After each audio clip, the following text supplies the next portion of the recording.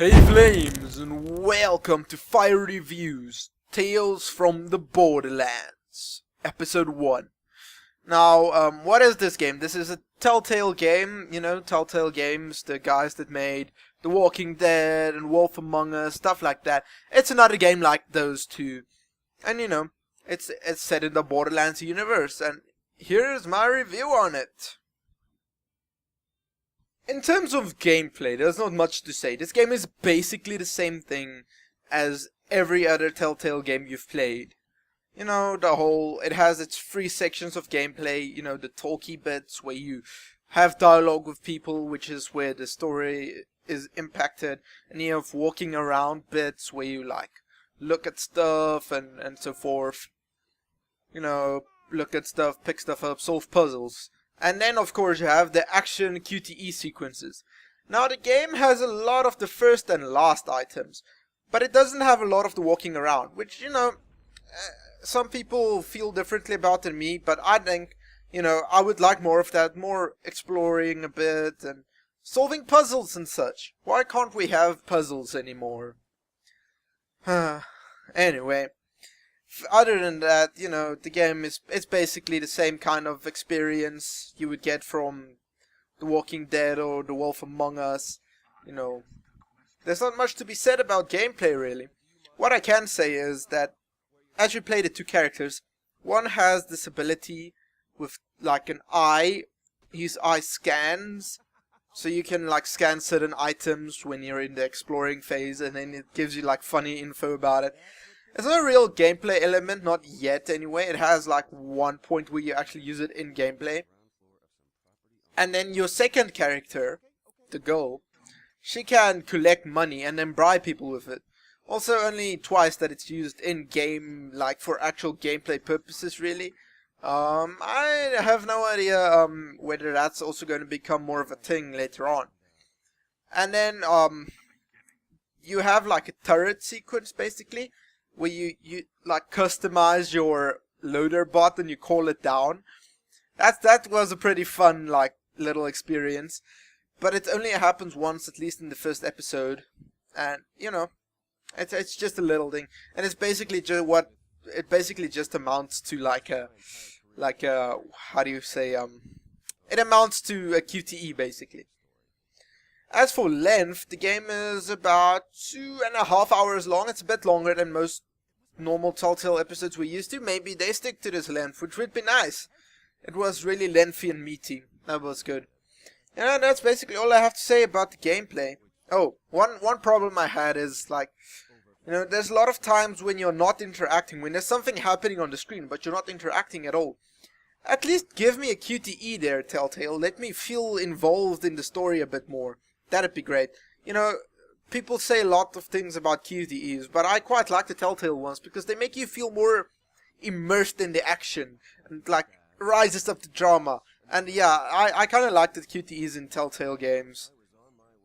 Furthermore, there's a lot of intense action in the cutscenes, just, when you're actually doing it.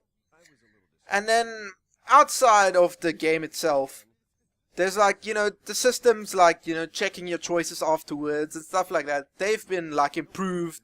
There's a button to refresh your choices. Sometimes, you had to wait a while for the choices to update in the previous games. So it's nice to have this thing that lets you update your choices. And, things like that, little things, little improvements, which is nice. As for gameplay, it's Telltale, guys. That it is what it is. You either love it or you hate it. Graphically, this game looks exactly like a Borderlands game.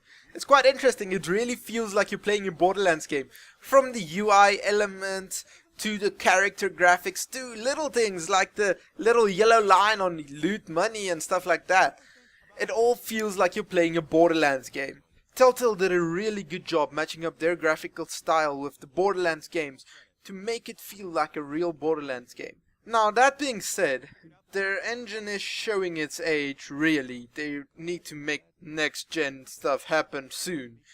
So it does look good with their, Telltale classic comic style, but, eventually they're gonna have to go next gen with their engine and make things look just a bit better. The storyline in this first episode is real good. It's well written and it's funny. It actually made me giggle once in a while. And you know, Telltale has nailed it down again. They always nail down the storytelling. This is their strong suit. You don't expect anything less from them. And it's a real good story this time. They tell a good story. It's an interesting thing. Interesting twists and such. The whole concept is really, really cool. The dual protagonist concept, really, that's an interesting system. It's all very interesting. The story, there's not much you can say for the story without spoiling it, so I can just say, well, the story is good. Looking at the settings menu, we can go into the technical side of things, and here is where I have some problems with the game. Firstly, if you look in graphics, there's not a whole lot of settings. Which is okay, because I mean, the game doesn't need all that stuff. You have your basic anti-aliasing, doesn't say what type. You have just a normal texture quality slider, and then you have your resolution slider. Now, this is something actually Total Biscuit has been saying, and I tend to agree with him.